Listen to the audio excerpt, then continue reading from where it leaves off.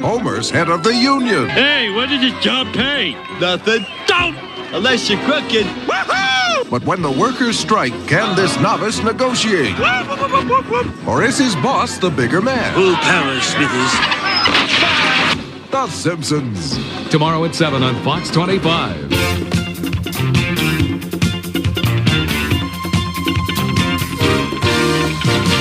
Welcome, one and all, to Patreon Request Month on Escape from Walt Disney, the podcast where we review movies, TV shows, and short films available on Disney Plus, chosen mostly completely at random. I am your host, Tony Goldmark. Joining us today via Zoom, all the way from Studio City, California, Garrett Snook. That is me. And ERIKA HAYNES. That's me. And joining us for the very first time on this podcast, all the way from Mercerville, New Jersey, you know him from the Western Guy with Vedic Eyes YouTube channel. You know him from his many appearances on Count Jacula's Twitch streams, and you know him as the founder of the psychedelic Atma Jyoti Sanatana Dharma Society. Ladies and gentlemen, YOGI DEVA-DAS! I have no idea what I'm doing here, but I'm very glad to be a part of it. It is week 2 of Patreon Request Month 2021, and this week, the randomizer has truly blessed us with our first ever Simpsons episode of Escape from Walt Disney. Specifically, the randomizer has chosen The Simpsons Season 4, Episode 17, Last Exit to Springfield, requested by Nolan Deming. We're all familiar with The Simpsons, obviously. Oh, yes. We've heard of it, right? Is that the one with the guy who has, like, the shirt? Is it the Minions? They're all yellow, right? Oh, yeah, Oh, absolutely. God. I know this one. It's the one with the talking baby, right? That's the family I love show. the talking baby show. This is the one with the robot who talks about his butt all the time. And the boy who ain't right. Yeah, the boy who ain't right. They're all in the show. The Simpsons is obviously a cultural touchstone for everyone. I've talked to a lot of people who were like, oh, my parents never let me watch The Simpsons when I was a kid. My parents, quote-unquote, made me watch The Simpsons. Not that I ever put up much of a fight, of course, but this is true.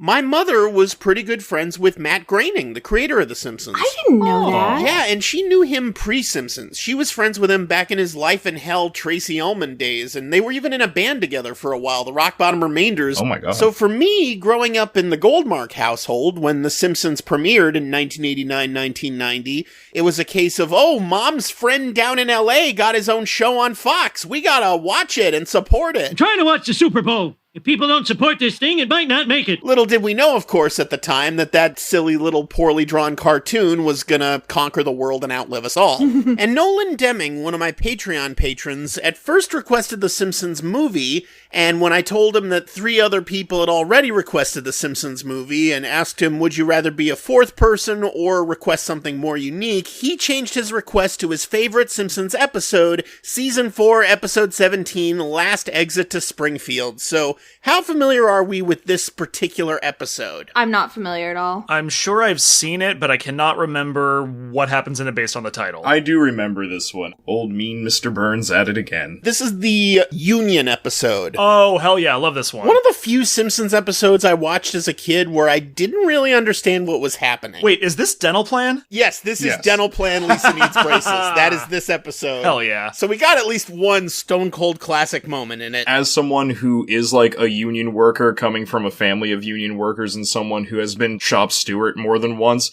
this shit is gonna make me laugh so hard. I do know that years ago, I think it was Entertainment Weekly that did an article ranking the top 25 Simpsons episodes of all time, according to whatever staff was on hand at Entertainment Weekly that week. And I remember this episode was number 1, and it's Nolan Deming's favorite, clearly, and it's hard to disagree with that assessment just based on my memory, though my personal favorite, I think, will always be Cape Fear. Yeah, because it's got the rakes. For Sideshow Bob stepping on the rakes, and also, remember now, your name is Homer Thompson. I think he's talking to you. Oh, now, when I say hello, Mr. Thompson, and press down on your foot, you smile and nod. And also, let's not forget the most important thing of that episode. Sideshow Bob doing a one-man show performance of the HMS Pinafore. And 2 and 3 and we sail the ocean blue, and our saucy ship's a beauty. We are sober men and true, and attentive to our duty. Whether you watched The Simpsons obsessively when it aired on Fox primetime and you never missed an episode, or if you caught it in syndication later, to people of a certain age, there's just nothing that unites us more than Simpsons references. Garrett quotes it all the time, and I've not seen enough. So any more Simpsons, I'm glad to, add to my repertoire. Who's ready for context? What's weird and unique about The Simpsons' place in pop culture is that it's simultaneously an ongoing show that's still airing new episodes, and also a nostalgic show, because it's been running for over 30 goddamn years now. Yep. So effectively, The Simpsons has become its own reboot, except it never needed to be rebooted. Yeah. And of course, when Disney bought Fox, that was one of the big crown jewels in the Fox library. So Disney Plus was selling the hell out of, hey, we've got all the Simpsons episodes ever. In the wrong aspect ratio. Yeah, in the wrong aspect ratio at first, although they later corrected that. I'll be perfectly honest, I'm actually a little offended that it's in the proper aspect ratio again. I was like, how dare you? This was an experience. I know The Simpsons has 32 seasons under its belt at this point, and they begin their 33rd season later this month, as a matter of fact, and the first 31 are all on Disney Plus. I know my experience with this is not unique, but my encyclopedic knowledge of the show really starts to taper off at about season 10 or 11 or 12 or so. I remember when I was a kid, I had that paperback episode guide, which had all the production info and trivia and the titles of every episode, which was very helpful in the days before DVDs. And I remember I would just impress kids at school. You know, I was just the guy with encyclopedic Simpsons knowledge. And no more, because there's just been way too many seasons that I don't care about because the show's not as good. The last couple recent episodes I've caught, there has been at least one moment where I've laughed out loud. They go to Paris in one, and there's a French counterpart to Chief Quimby. He's like, bring in the police dogs, and a bunch of little poodles just come dancing in. You mean Chief Wiggum? Or I meant Chief Wiggum. Quimby's the mayor. Yeah, my bad. But you make a good point. If you actually watch new episodes of the show, it never exactly stopped being funny. It just stopped being a laugh riot for 22 minutes straight. It just stopped being the best thing on TV, bar none. But the show does, at the very least, still have its moments. I mean, I don't watch it religiously anymore, but I do catch a new episode maybe once or twice or 3 times a year, and there's been a few outright clunkers, but for the most part, my takeaway from these new episodes is that wasn't bad. I mean, it's not at the level of classic Simpsons, because how could it be, but the show never completely lost its touch. It's interesting, because The Simpsons is unique in this way, isn't it? Other shows that have an exceedingly long runtime, I'll be honest with you, a lot of them these days, I just kind of get viscerally angry at how unfunny they've become. Simpsons is one of the only shows like, yeah, no, I can't hate The Simpsons. The Simpsons, I think, is the longest running narrative TV series. I mean, obviously, Saturday Night Live has been on for like 50 years, but Saturday Night Live switches out the cast every now and then, and that's how it keeps things fresh. Simpsons is the longest show that has quote-unquote followed the same group of characters who never age, of course. Bart should be like 40 now. It's a cartoon. It's a flexible reality. I haven't seen a ton of Simpsons, but haven't they changed the timeline a whole bunch now where... Oh, yeah. I thought I saw some sort of uproar at some point recently because they changed Homer's canonical teenage years to be the 90s. Yeah, the latest flashback to the past now has Homer and Marge being teens at a later date than when the show actually started. These characters are supposed to stay the same age, and if they're existing in modernity constantly, that means they keep having to retroactively change when they were born, when they grew up. The very first flashback episode in season 2, Homer and Marge met as high school students in 1974, and if they had kept that going, they'd be in their 60s now, so they have to keep changing it. I remember, 10 years ago, it was a big deal when they retconned it to Homer and Marge being in their 20s in the 90s. And Homer being the frontman of Sadgasm. Yeah, I distinctly remember that episode because that was one of 2 episodes where Weird Al did a guest voice. And I'm, of course, obsessed with Weird Al because Homer's in a grunge band, they record a hit song, Weird Al parodies it, and Homer's in such a fucking Kurt Cobain, Eddie Vedder, depressive state. Why aren't I happy? I'm the hottest grunge artist on Mucus Records. Weird Al is doing a parody of my song. Raisin bread with applesauce. Tony Danza, he's the boss. Brain freeze! Brain freeze! Brain freeze! Brain freeze! He who's tired of Weird Al is tired of life. Preach it, Homer. We are Sadgasm. This song is called Politically Incorrect. What? It's your cousin Marvin Cobain. And this was 10 years ago when this show was already doing a nostalgic episode about the decade when the show started. Right. And the reason it's gone on so long is because they just don't see any reason to end it. The show's still profitable. It still certainly makes Disney a mint, clearly, because they keep wheeling out new shorts based on The Simpsons. They've made Maggie Simpson kind of her own Mickey Mouse-esque shorts character. But today we're covering an episode from The Simpsons Golden Age, so please enjoy this beautiful music, and we will be right back with our thoughts on The Simpsons, Season 4, Episode 17, Last Exit to Springfield, right here on Escape from Walt Disney. Woohoo! Come on home. See what's waiting for you. Waiting for you. Okay, we just watched The Simpsons, Season 4, Episode 17, Last Exit to Springfield. That was comedy magic from God. Holy hell. The density, for lack of a better term, of actual bits, and Yes. none of them felt half-assed. I mean, like we said, the newer seasons are underrated. The show never completely stopped being good, but they call this era the Golden Age for a fucking reason. There is such a palpable joy that emanates from the screen at the height of the show. It's kind of like classic Jim Henson era Muppet Show episodes in that way. The show was a merchandising goldmine by this point. There was no danger of it being canceled, immediate or otherwise, and the writers had the freedom to take the show pretty much wherever the hell they wanted. Now, after a few years, I feel like that freedom turned into something of a burden because they didn't want to repeat themselves, but in the Golden Age, this show was just on fire, and like every minute of this episode contains at least 2 or 3 great classic gags. What was really serendipitous about getting to watch this episode is Garrett quotes this episode to me all the time, and I had not seen it, so I didn't have context for any of the jokes. I think I've heard Garrett say, dental plan, Lisa needs braces, dental plan, like more times than I can count.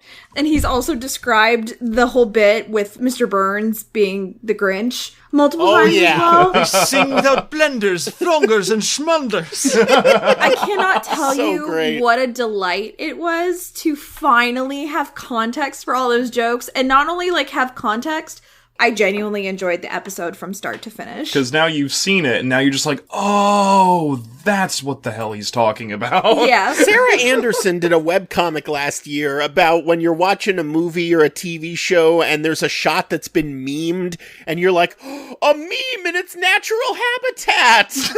Yep. There were so many memes in their natural habitat in this episode, and in pretty much all classic Simpsons episodes. Now play classical gas. Oh, classical gas! What I love about the classical gas moment is it's not even really a joke. It's just kind of a pure joyful moment for the sake of a joyful moment. Yeah. Lisa's playing the guitar, Lenny requests classical gas, and she plays it, and it goes on a little long, but it's okay, because it's just so joyful, goddamn. And it's such a great song.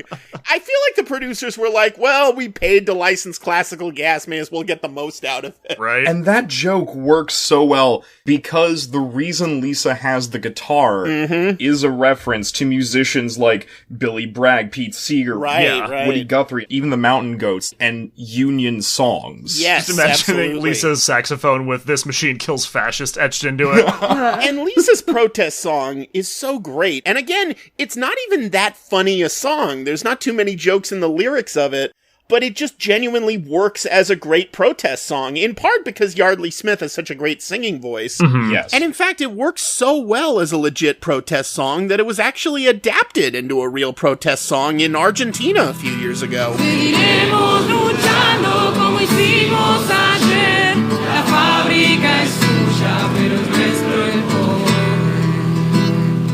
Now play classical gas. And the weird thing is, my memory of the episode was that Lisa playing the guitar was just one continuous scene. And when it cut to something else, I was like, did they cut classical gas from the Disney Plus version of this? But no, it just cut to another scene, and then later it came back to Lisa still playing the guitar, and then the classical gas joke happens. Yeah, this is not like current airings or streamings of Wayne's World, where they dubbed over Stairway to Heaven with nonsense. And who knew Lisa played guitar as well as saxophone? She's multi-talented, that girl. Such a genius. Well, she gets it from Homer, who was later found to have the thumpy stumps of a bass man. Right. Thumpy stumps of a bass man. I used to play bass for Thumpy Stumps of a Bass Man. It was a band of nothing but bass players. We did not do well. Can we just talk about how beautiful and smart the early episode references are? Like, for instance, the name of the episode itself is a fucking reference to a Hubert Selby Jr. novel from 1964. Is it? I was curious what Last Exit to Blank was. Yeah, it's a reference to Hubert Selby's Last Exit to Brooklyn. One of the subplots in that book involves a union worker who becomes a union representative and becomes corrupt. Because the whole book is supposed to be like a gritty reality look at like everyday life in the city. It's just such a random reference. I mean, this was back in the days when DVDs weren't a thing yet. Obviously, streaming was decades away. It wasn't until the episode guidebooks of The Simpsons came out that most people even knew what these episodes were titled, because they didn't put the titles in front. The one time they did that was Bart Gets Hit by a Car. That was, for some reason, the one episode where they actually showed the title at the front. And so the writers would just title the episodes whatever they wanted, because no one would ever see it except for anyone who got a hold of the script. Or TV Guide, maybe. Maybe TV Guide, yeah. And it happened on other sitcoms at the time, too, where the writers would give these sitcom episodes these really obscure, esoteric titles just to amuse themselves, really. Like earlier this year, we covered an episode of Dinosaurs where Robbie comes out as a vegetarian, and it's presented as a metaphor just as awkward as you'd imagine. But for some reason they titled it I Never Ate for My Father, which was a reference to an obscure Gene Hackman movie from 1970 called I Never Sang for My Father. And we couldn't even figure out what the hell was the intended reference, because best as we can tell, the original movie isn't even about coming out as gay, which the Dinosaurs episode was clearly a metaphor for. But anyway, back to this episode. I want to talk about the chalkboard and couch gags. Both of them in this episode were like pure chalkboard and couch gags. Because I feel like as the series kept on lumbering along and they started running out of ideas, the chalkboard gags and the couch gags got more and more meta. Yeah. Obviously, there's that whole meme about The Simpsons predicting the future. Like, they made a joke about President Trump in an episode in, like, 2002 or something. I know, yeah. And then after Trump was actually elected, the chalkboard gag said, being right sucks. Yep. I think the chalkboard gags were a lot more fun when it was just Bart writing shit like, mud is not one of the 4 food groups. It's so much more fun to it when it's actually just Bart doing dumb, weird things that a mischievous kid would do, and not just the writers kind of venting. Same with the couch gags, too, actually. Some of the more, like, long-winded couch gags are funny, but there's something so simplistically beautiful about, nope, it's a fin monster, it's just gonna eat you now. Yeah, the couch morphs into a weird alien monster that eats them. Perfect, it gets it across in 2 seconds. That honestly looks like a proto-version of the slime monster from Futurama. Oh, the horrible gelatinous blob? Just a little bit. Here's your package, Mr. Horrible Gelatinous Blob. So the episode proper opens with a clip from a McBain movie, which of course was The Simpsons' ongoing Schwarzenegger parody, where they predicted Batman and Robin. Again, Simpsons predicting the future, holy shit. Nice to see you. Chill. Time to cool The off. Ice Age! McBain, would you like a salmon puff? Alright. And the villain in the McBain movie is showing off his new drug, Swank, 10 times more addictive than marijuana. So not? So not addictive at all, still. So it's Advil? It's a perfect parody of how Hollywood completely misinterpreted the war on drugs. And also, you know, the villains raise a toast to human misery because that's their goal and not just a side effect of profits or capitalism or some shit. No, it's clearly intentionally evil men doing intentionally evil things somewhere, somehow, under the vaguest of circumstances. Exactly. And if you're not evil, then you don't have to worry about improving yourself at all. Right? Yeah. And of course, McBain shoots everyone in the room, doesn't shoot the main bad guy, and then is tricked into eating a poisoned salmon puff. The damn Damn salmon puffs, man. That's how they get you. I know that it was implied that the salmon puff was poison, but what I like to think when I was watching it was that it was just a really bad salmon puff. Like, it was so dry. When he ate it, he immediately just KO'd. This fucking crudité. His henchmen were only following hors d'oeuvres. Gosh dang it. I'm gonna come down there, I'm gonna find a window, and I'm gonna throw you through it. Well, I'm gonna laugh as the window washer is dangling out the window, and then I There you go, close he'll the catch blind. you. The Simpsons used to do all these weird digressions that they don't really do anymore. I guess because Family Guy ruined it. Family Guy did it so much that the Simpsons were like, well, we can't do that kind of joke anymore. It's too much like Family Guy. I don't have a firm grasp on when the peak began or ended, but the episode would start with a very tiny, small story. In any other show, it would be the side runner that you'd cut back to occasionally. In this, it's just, let's do a tiny little episode, and then I'll end with the inciting incident for what the episode is really about. I don't see other TV really emulating that. It's interesting. Yeah, a lot of Simpsons episodes were structured that way, especially in this era of the show, where the first act would basically be a 7 or 8 minute short with its own beginning, middle, and end. Kind of like a Looney Tunes cartoon, almost. And then there'd be some sort of tangent at the end of the act that would lead us into the main plot of the episode that would take up the other 2 acts. Go away, we got bigger problems now. This time, the whole thing's pretty much one continuous story, but with that little McBain parody at the beginning that barely ties into the rest of it, because Homer says, it's just a movie, no one's that evil, cut to Mr. Burns actually laughing maniacally at someone else's misery. The head of the union is 20 minutes late for his meeting with Mr. Burns. Smithers informs him that he hasn't been seen since he promised to clean up the union.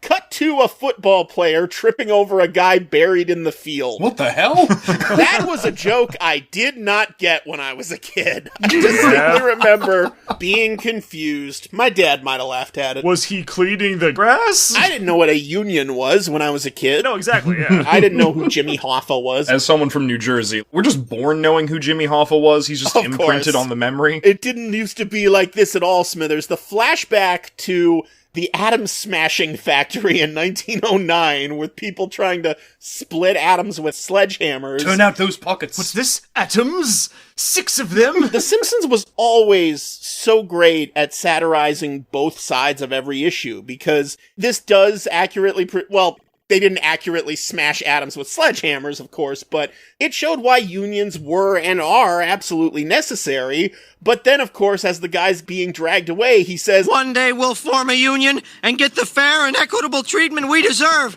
Then we'll go too far and get corrupt and shiftless. Which also is true. It's like there's no one answer to anything. What is it, like, then we'll, be taken over by Japan? Yeah, the Japanese will kick our asses. Those sandal-wearing goldfish tenders. I will never not laugh at creative racism. So much effort went into that it almost kind of bypasses the racism of it all. If only we had listened to that boy instead of walling him up in the abandoned coke oven. So if one were trying to trace a Life and Times of Scrooge McDuck-esque canonical timeline of Mr. Burns' life, was this factory owner, his grandfather in the flashback, was he the twisted, loveless billionaire that he abandoned Bobo for? Would you like to continue living with us, your loving natural parents? Or would you rather live with this twisted, loveless billionaire? Let's roll. But if so, why does this old man look exactly like Mr. Burns, unless that twisted billionaire that he ran off with actually is Burns' real grandfather, and maybe Burns' parents in the Bobo flashback were estranged from him or something? That's my headcanon anyway. That's how I tie together what absolutely does not need to be tied together. Yeah, I'll put another pin in the Charlie Kelly dartboard. Yes, please do. The Simpsons in this era, again, I feel like before they ran out of ideas for these kinds of gags, the sign gags were so fucking great. And according to the Simpsons commentaries, every time they had to come up with a funny sign, that was the writer's least favorite part of the job, because everything always had to stop for 2 or 3 hours straight while they brainstormed a funny sign for everything. But in this case, I think an A+ job on painless dentistry, formerly painful dentistry. The whole scenes with the dentist office in general were just very lovely in capturing that visceral feeling of, yes, I'm here to endure lots of pain. There's nothing nice here. Tell me, Ralph, how often do you brush? 3 times a day? Why must you turn my office into a house of lies? Felt extremely called out. This is from someone who just finally started flossing last year. Oh, God. It reminded me a lot of when I was in elementary school at our local Gentle Dental. There was one tooth cleaning lady who had a reputation for being like the Antichrist. Oh, God. My mom wasn't usually the type to like, I'm going to speak to your manager. But this was like one time that she was like, hey, this woman brutally mauled my daughter with the teeth stuff. It unleashed her inner Karen. She was like, her gums are profusely bleeding. She was like, yeah, well, if she flossed, then they wouldn't be bleeding like that. And she was like, no, I watched. You really went to town on her. She would be bleeding regardless. And the person was like, yeah, it's a problem. We know. She's just like that. So you're not going to do anything? And they were like, no, that's just her. And we're like, good Lord. But it's called Gentle Dental. Exactly. It's actually Gentile Dental. Oh, right. No Jews allowed. Gotcha. Yeah, this guy like gave me hardcore vibes from that woman. Let us take a look at the picture book. The big book of British smiles. The Hot Prince Charles jokes. Yeah, the Hot Prince Charles jokes. And this was pre-Austin Powers, so they were ahead of the curve with jokes about British teeth. Has she been sucking on a pacifier?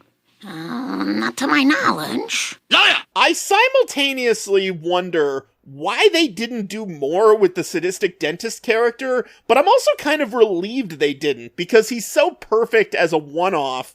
You wouldn't want to taint a line as perfect as why must you turn my office into a house of lies? Come on. Yeah. I'm a little surprised they didn't make him this side character who's now in like every 5th episode, but good call not to make him another old sea captain or Disco Stew.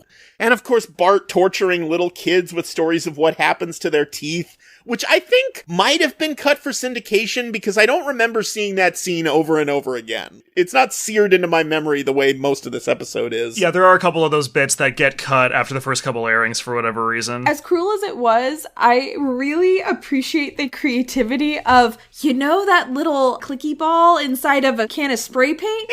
That's little kids' teeth.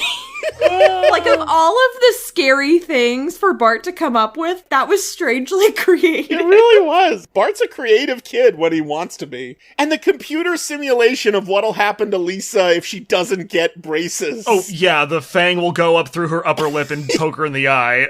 Cool. She'll be a freak. Bart, we can stick her in a trailer, drive her around the South, and charge 2 bits a gander. The sheer weird patchwork of where Bart gets his cultural references. Yeah, he just randomly will dip into Carnival Barker territory. He does that more than once throughout the show's run. Why do you know what 2 bits is? Like, at least a decade later when they're in England, poke the monster with a stick, token's a jab, come on, queue up, lads.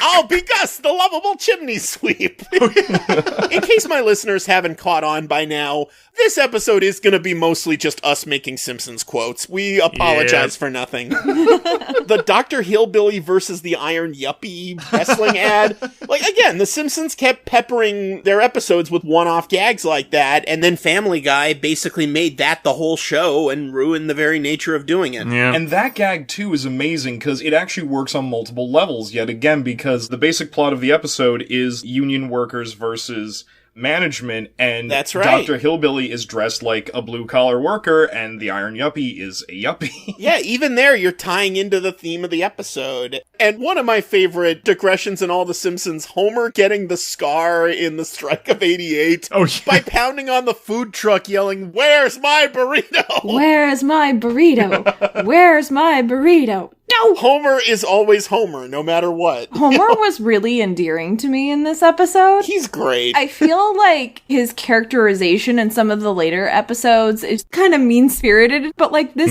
he was just a very lovable idiot, and I just really appreciate it. The writers used to describe Homer as, he's like a dog who's somehow in a human body, and as long as you treat him like that, he's golden. A golden retriever, you might say. There you go. But Tish. And even when he does do something mildly disreputable, he's not malicious. Like, even when he's saying, how much does the job pay? Nothing. Go! Unless you're crooked. Woohoo! He realizes, yeah, I'm definitely gonna be crooked, but he's not even being malicious about it. He just loves it. He's got that lust for life, I guess. Oh, thanks a lot. You made me lose my train of thought.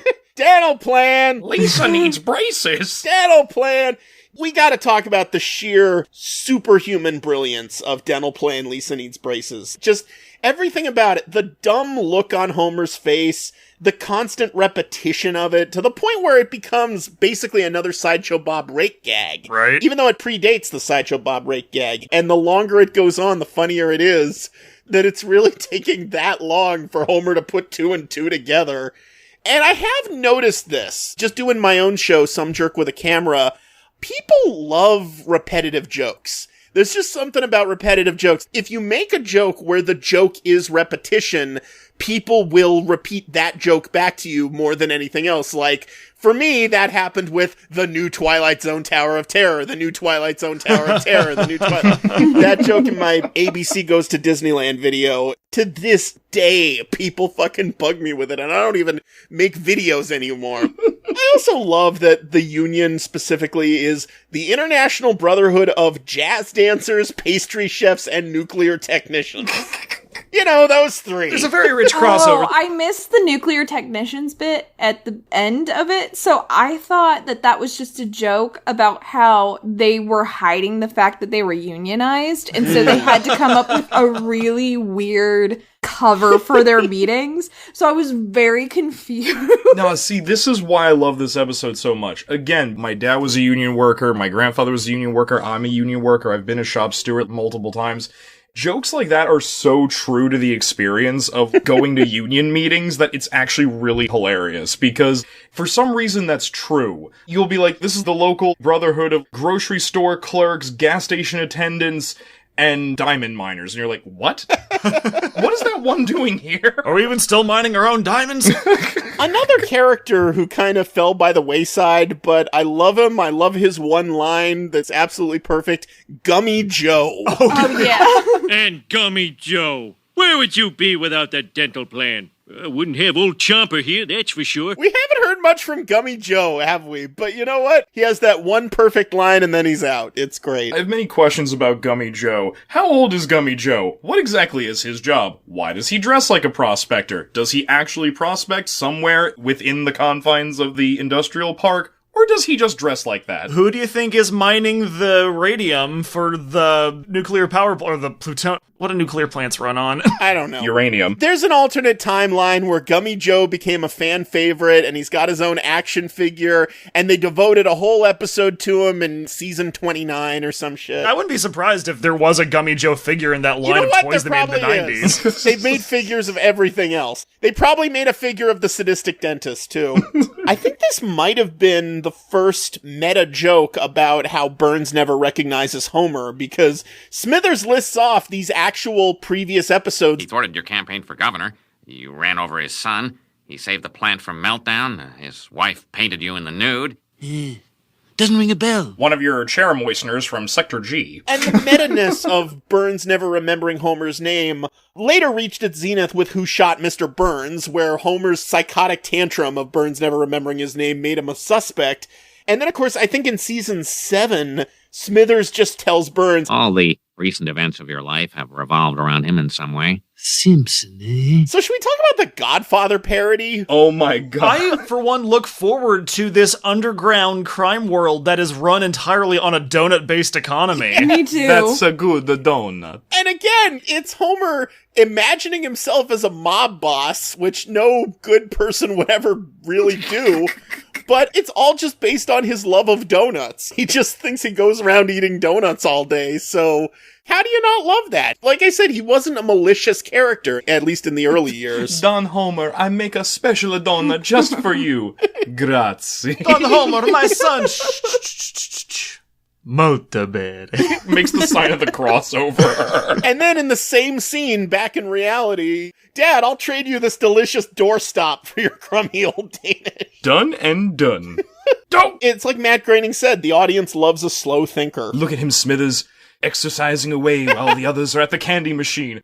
Hey, Larry, can you get this sugar daddy off my back? Okay, but this is the last time. And then he does like the classic Maggie sucking noise. There's also the semi-cringy, but actually kind of saves itself 90s gay panic humor. Yeah. Where Mr. Burns is trying to bribe Homer, but Homer thinks he's hitting on him just because he's an idiot. And that could have gone in a much cringier direction, but I think they save it by having Homer at the end going, Sure, I'm flattered. Maybe even a little curious. But the answer is no. I'm sorry, Mr. Burns, I don't go in for these backdoor shenanigans. Right. Yeah. That's basically the bit from Bob's Burgers with the turkey, where by the end of it, the guy at the butcher shop thinks Bob keeps coming back because he's into him. Fine! You wore me down! Damn it! No. Oh my god, we're doing this. No, we're not. Hey, what do you want to do? I don't, You want to go to the beach? Huh? No, maybe. Wait, I'm straight. I mean, I'm mostly straight. Ah, God, this feels so great. I should just, sorry, I gotta go cook this. Also, I'm married, but if I wasn't, who am I kidding? You're out of my league. It would never work. I love that in Bob's Burgers, it's technically canon, but it's only so subtly implied that, like, yeah, no, Bob is bisexual. He's just happily married. Right. I mean, that does come back about Homer, too, because way later, when he has his two gay roommates he's living with, one of them kisses him by the end. He goes back to Marge.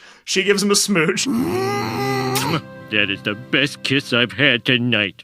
Or was it? This episode, like many of these episodes around this time, it's just so concentrated 90s. Yes. In the best way. Yes, in the best way. But to the point where they make a Calvin Klein obsession joke, and I'm like, oh, yes. No one else is gonna get this. Oh, I remember that shit. These braces are invisible, painless, and periodically release a delightful burst of Calvin Klein's obsession for teeth. I gagged at that joke because Obsession is a nice-ish perfume. It's just very, very intense. So the thought of it coming directly out of your mouth is just like, bleh. Would it taste good? No.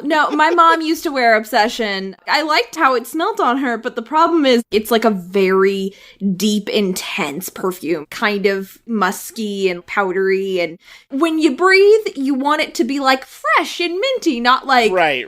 musky and weird. It must taste good. It's Obsession for teeth. I'm obsessed with teeth. This headgear predates stainless steel, so don't get it wet. Yeah, I love the hell out of the scary braces that have cobwebs and rubber bands and shit all over them. And what might be human flesh. We got a Jack Nicholson Joker reference in yes, there. The Jack Nicholson Joker, the mirror. Oh, yeah. But before the Jack Nicholson Joker reference, we get the amazing Yellow Submarine sequence. Yes! I love that. It's Lisa in the sky with no diamonds, though. Look out for the campy drawing of Queen Victoria. Oh, help us. For God's sake, help us. Help It was just so nice and kind of peaceful. I know we were earlier making the comparison to Family Guy cutaway gags. Right. A Family Guy cutaway gag always feels very in your face. Yeah. Whereas this just feels nice and fun. It doesn't feel jarring or disjointed. Like, I really enjoy how they transition in and out of them because it felt like it added to the episode rather than just being like you just needed an excuse to make this one joke. Okay, well, Lisa's gonna be on laughing gas. Let's do a sequence where she's tripping. Family Guy's version of this would have been Peter's at the gas station or something like, oh man, this is worse than that time I found myself in that concept album. And then they wouldn't even go for like the Lisa in the sky thing. You think that's bad? And it would have felt very mean-spirited if it was on Family Guy too. Yeah, it's not aggressively going after the mean joke. It's just kind of playing with the fun of let's do a Yellow Submarine homage and let's play with Lisa in the sky with no diamonds though, and then something completely silly happens, like the Beatles in their purple submarine smashing into the campy drawing of Queen Victoria and the bad Liverpudlian help us. Those weren't the Beatles, those were the Bugles. The Bugles, sure. And also musically, Alf Clausen clearly had a great time emulating with the sitar sounds and such, the Sgt. Pepper's and Yellow Submarine albums. And then in the middle of it, I don't know if you guys noticed this, in the middle of this Beatles homage, randomly, there's a Beach Boys Good Vibrations music homage. There is. I guess it was just Alf Clausen making a little music joke. That works. There's also a line in this episode which is not as memed as much as some of the others, but it's one of my personal favorite lines of dialogue of all time. Hired goons. Hired goons? I don't think we even need to elaborate on that. It's just a perfect play on mafia movie tropes. Love the dude, like, straightens his tie before he shuts the door. Another almost inhumanly brilliant line. This one I have seen memed quite a bit. It was the best of times, it was the blurst of times. Oh my gosh. Stupid monkey. That got an actual laugh out loud moment from me. The blurst of times. It's so simple. And it's so random. Like, obviously, the idiom had existed at that point of a million monkeys and a million typewriters, but who actually thinks to make Burns the type who would actually try that? The idea that that's his flex of look how much money I have. It's not look at my solid gold toilet. It's look at my room full of monkeys, because why not? And this is my basement. Huh. This is less nice than all the other rooms in your house. Yes, I should really stop ending the tour with it. Of course, the greater running gag of the episode is that Mr. Burns keeps confusing Homer's sheer ineptitude for playing hardball. Like, Homer just genuinely has to piss, and he can't find the bathroom, so I guess he pisses in a plant or something. I did like that they just didn't say where it was. Did you find the bathroom? Yes! Beyond the fact that it's one of several episodes where Mr. Burns gets involved in main plot and the running gag of him not remembering at all who Homer is, Homer actually does absolutely nothing in this episode. He does nothing. He does not attempt to do anything. He is simply a leaf in the wind, man. That's just who he is, and everything is because of the semi-delusional mechanizations within Mr. Burns' own mind, and nothing else. The only decision he makes is, oh wait, I don't want to have to pay for Lisa's braces. Okay guys, let's pass on the keg, shall we? Even that scene where, like, Lisa comes back with the awful headgear, and she stalks upstairs, and she's sad and everything, and Homer looks back at her, you assume the camera's gonna pan back to Homer looking sad for his daughter. It never does. He's just, like, observing this happening. He has no strong feeling. My producer is advising me not to talk to you anymore. Woohoo! And he's really excited when he has to go back to doing even less again.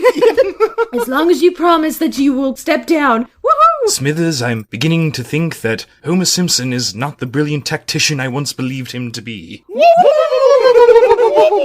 What makes that Curly homage go from great to perfect is the fact that in animation, you can actually make that shit an absolute perfect circle. And it just looks like Homer's running around in an invisible giant hamster wheel or something that itself is spinning around. That animation kind of warped my brain when I was a kid. I was like, what even is that? That's brilliant. I hadn't seen enough Three Stooges at the time to recognize it, I guess. You just look at it and you're like, can you do that? ERIKA, even, because I've been slowly drip feeding her episodes of Futurama here and there, and she's like, oh, and they carried that over to Futurama for Zoidberg. I'm like, yeah, pretty much. Bear, that's Curly. I didn't know that. I'm uncultured. You uncultured swine. I don't think anyone who's not consumed a lot of Three Stooges could be referred to as uncultured. God damn it, this is a Marx Brothers household. Another character that we haven't seen too much of, Quigley the Cross-Eyed Kid. Uncross those eyes, mister. But I can't. Oh, sorry, Quigley. That kid should have his own action figure, too. I'd be surprised if he doesn't. Come on, sweetie. I bet you have a beautiful smile. Smiles, there is no God. So perfect. That was pretty great. In the intro, when we talked about dental plan, Lisa needs braces, and how much of a meme that's become, I can't believe I forgot that this episode also contains the greatest grandpa speech of all time. Oh, yes. Lord. The onion on my belt. You'd ask for a couple bees for a quarter. Nichols had pictures of bumblebees on them. 5 bees for a quarter, you'd say. I'm pretty sure I've had that speech memorized since I was 10. I was headed down to Morganville, which is what we called Shelbyville at the time. The key to a perfect grandpa speech is to constantly fixate on the least important possible details. Now, the important part was that I had an onion on my belt, which was the style at the time. Now, we didn't have white onions because of the war! I love that Mr. Burns is even older than them, and even he's bored at this shit. Yes. That's the thing you forget, like, oh, because he's never presented as daughtering, that, like, these two were romantic rivals at one point. Yeah, absolutely. I mean, I've noticed this. There's two different kinds of old people. There's evil billionaire motherfuckers who run everything. And there's the ordinary people who grow old and just become boring old fucks who have nothing but their stories of the times when they were actually relevant. This lemon tree has a history. Hey everyone, an old man is talking. And spoiler, most of us are going to fall into the latter category if we're lucky enough to live that long. I'm just going to be saying, and that's when all the Zelda fans started saying that Majora's Mask was a dream, but it's not a dream, because if it's a dream, the story has no stakes. And then Loki got picked up by the TVA, but it was the alternate version of Loki, and then they had to find another Loki, and that Loki was the lady. You whippersnappers won't ever understand the pure joy and excitement that washed over all of us when we saw in the theaters the Endgame and a Captain America happened. And then I thought Ant-Man got blown up, but after watching a second time, I noticed he shrunk. Mommy, Grandpa and Grandma are talking about the meme wars again. And then they turned a frog into a Nazi. I hate you so much. Something we didn't talk about was when Burns and Smithers took over the plant. Yes! They're in their own little land of chocolate in that part. I thought that there was going to be a whole bit where, like, they talk about on the news how, like, here's all the devastating things that have happened in the town since they took over, that there's mass chaos, and no, it was just a fun little montage of Smithers and Burns. With the bright, peppy educational film music, and the weird flittery dance they do, and Burns soft shoeing on the control panel, and then, of course, robots that rise against their human masters. And a two-headed dog. The two-headed dog! That's the best part. Where's that action figure? Why haven't we heard from the two-headed dog again? I also want to comment briefly on the talk show scene, if only to point out the late, great Dr. Joyce Brothers has a completely pointless cameo where the whole joke is that it's a pointless cameo. I brought my own mic. She's introduced as talk show mainstay, Dr. Joyce Brothers, because this was an era, I guess, when she was just on every talk show, and her one line is, I brought my own mic.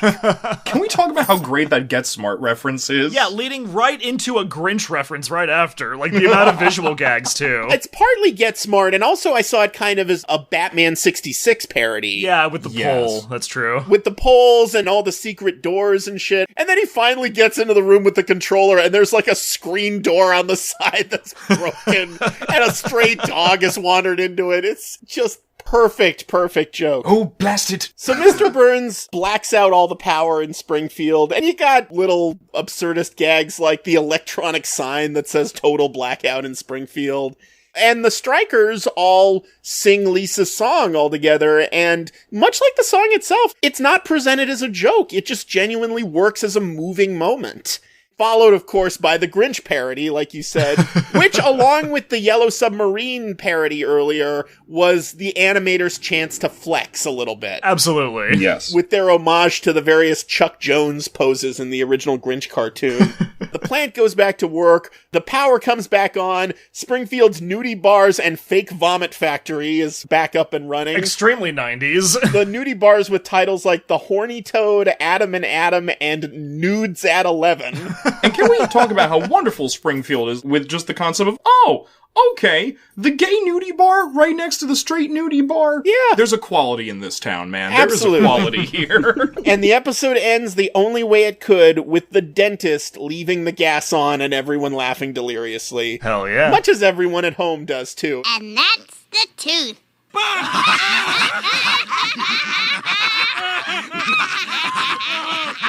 Like I said, I'm not sure if this is my favorite episode ever, just because it's got some really stiff competition, but you can absolutely see why it would be someone's favorite episode, because it's one of those episodes that just has it all. It's got the satirical jokes about the Union. It's got the really playful, whimsical jokes like the Yellow Submarine sequence. It's got absurdist jokes. It's got parodies. It's got everything. It's got animator flexes. And you may have noticed in the credits, like, Brad Bird was an executive consultant on the show at the time. What? Whoa, that's cool. And the script is credited to Jake Hogan and Wallace Wolodarski, two very excellent writers, but of course on a show like this, everything goes through the writer's room.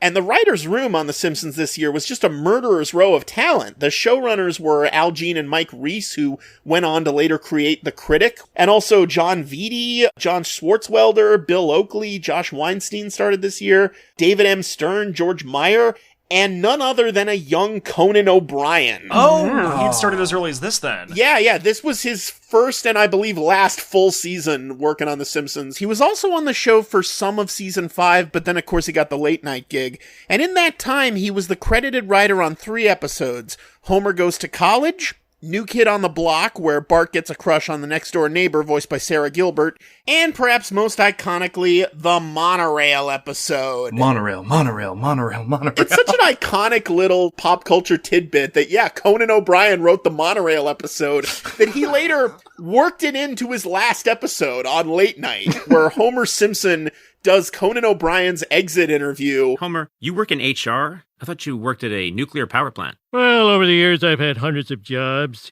At one point, I was even a monorail conductor. What a stupid idea that was! The time has come to answer that question that has baffled both mankind and two-headed dogkind through the ages, namely, what's the attraction? As we all know, there's no Simpsons representation at the Disney parks, but before Disney bought Fox, Universal got the theme park rights to The Simpsons, and there are, of course, bi-coastal Springfields at both Universal Studios Hollywood and Universal Studios Florida. They got the Simpsons ride that replaced Back to the Future the ride. They got a whole bunch of Simpsons-themed eateries like Krusty Burger, and Florida even has a spinner ride themed to Kang and Kodos. But of course, those contracts will expire in 2028, and apparently Universal doesn't want to renew them because they don't want to keep having to pay Disney to have The Simpsons in the park. So Disney's going to most likely take control of The Simpsons back, and they're going to want to add some Simpsons representation to the parks.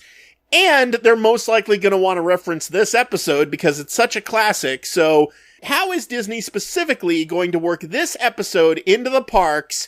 ERIKA. I think they're going to have a nuclear power plant walkthrough area where you can have a fun, dandy time with Smithers and Burns, see a two-headed dog animatronic, and it'll be great. I mean, the only issue with that is that Universal couldn't get Harry Shearer to be involved with the Simpsons ride, so they had to scrap their initial plans to make it a tour through the Springfield power plant, and they had to make it Krusty Land instead. Oh, I didn't know that. Yeah, they couldn't get the bass player from Spinal Tap on board. But they got Kelsey Grammer. Go figure.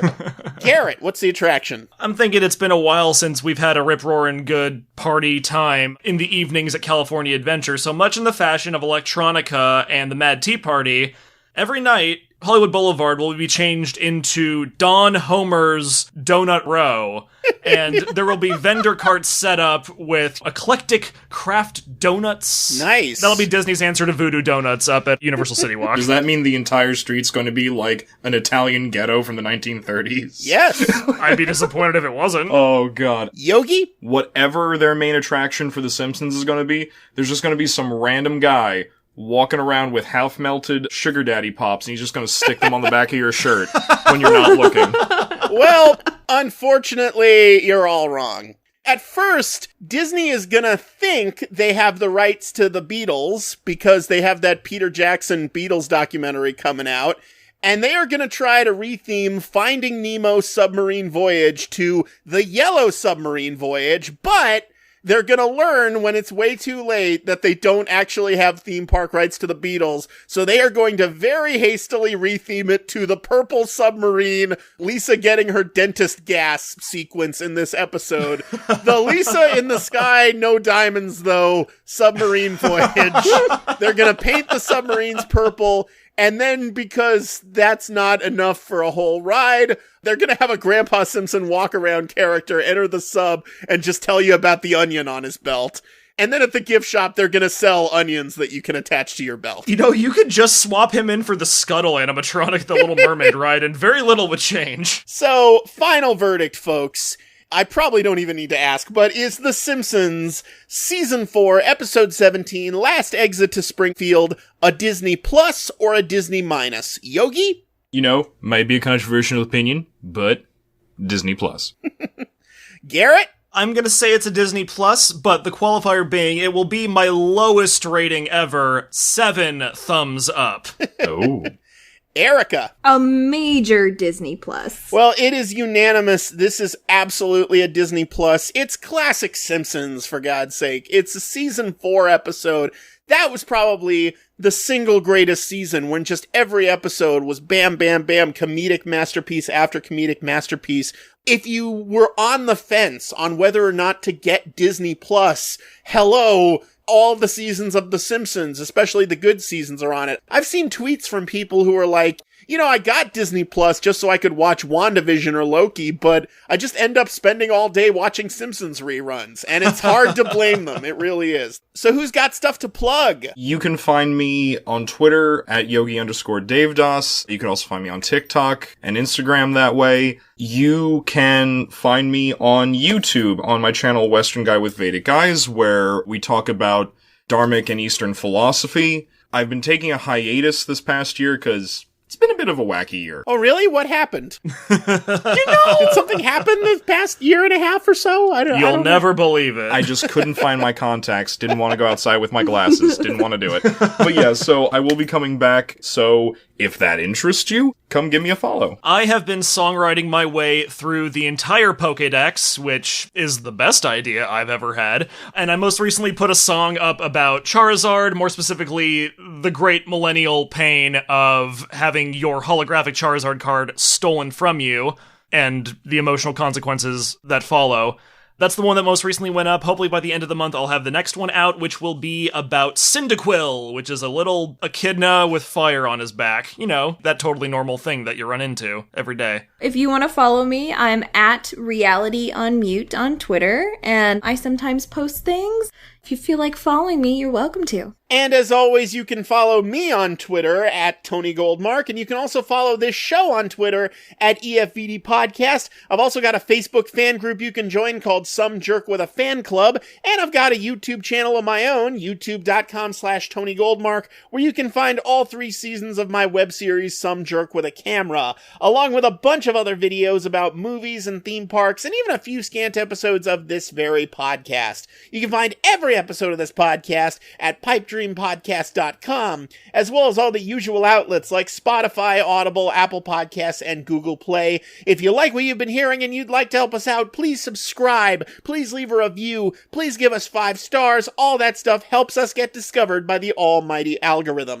If you'd like to help us out even more, you can donate to my Patreon, patreon.com/Tony Goldmark, where if you pledge any amount, even the bare minimum of $1 a month, you get to hear episodes of this podcast one day early on Tuesdays instead of Wednesdays. Once again, that's patreon.com/Tony Goldmark. Special thanks to all my patrons. You don't know how much it means to me. And in particular, special thanks to Nolan Deming for requesting The Simpsons Season 4, Episode 17, Last Exit to Springfield. Well, Patreon Request Month just keeps on rolling along, and I am now joined by one of my very special guests on next week's episode, Garrett Gilchrist. How you doing, Garrett? I'm doing very well, Tony. Thank you for having me. Are you ready to read off the randomizer's 3rd Patreon Request Month pick of 2021? I don't know that I'll ever be ready, but I'm ready as I'll ever be, Tony. Okay, Smart House, initiate random shuffle mode, please. Initiating random shuffle mode. Make a selection.